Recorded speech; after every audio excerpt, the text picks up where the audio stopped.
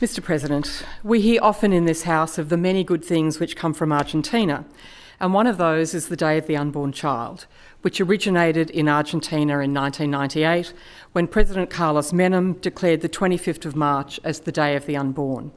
This aligns with the Feast of the Annunciation, exactly 9 months before Christmas. I'm sure you can all do the maths, and I don't have to explain this feast any further. The Day of the Unborn Child is now celebrated all over the world, and last Sunday I was pleased to gather with thousands of other Sydney-siders in the forecourt of St Mary's Cathedral. Despite the rain, we walked in procession down Macquarie Street, pausing outside this Parliament House to hear an address by Australia's only Cardinal, Cardinal Mikhail Boychuk, head of the Ukrainian Greek Catholic Eparchy. Standing immediately outside this building, Cardinal Boychuk observed, "Hope is what brings us here today. Hope is what has led millions across the world to stand up for life. Hope is what will inspire the next generation to defend the unborn with even greater courage." And it was that same hope which led 5,000 people to gather outside this same Parliament House a week ago today to raise their voices for the unborn and protest the Abortion Law Reform Amendment Healthcare Access Bill. I was pleased to be able to address this crowd because I share the same hope that we will all be inspired to stand up for life. Cardinal Boychuk observed that official abortion statistics are difficult to obtain, and indeed among the most reliable we have in New South Wales are the government figures for abortions at 22 weeks or more gestation.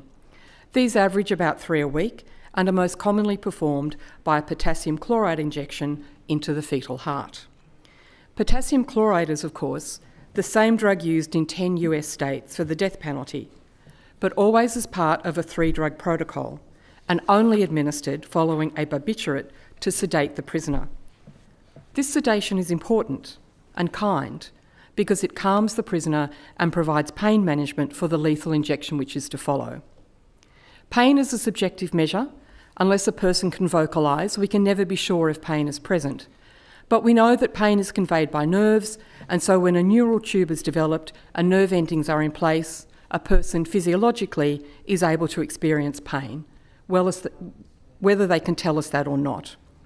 Fetal nerve cell development begins around the 3rd week of gestation, with nerve cell proliferation peaking around 15 weeks. Physiologically, a fetus can experience pain at 22 weeks. We are actively considering our abortion practice in this state. Perhaps one of the reforms we should be considering is barbiturate pain relief for the fetus before the administration of the potassium chloride. It is thought inhumane to inject prisoners in America without this pain management. It is inhumane in New South Wales as well. Thank you. Is any member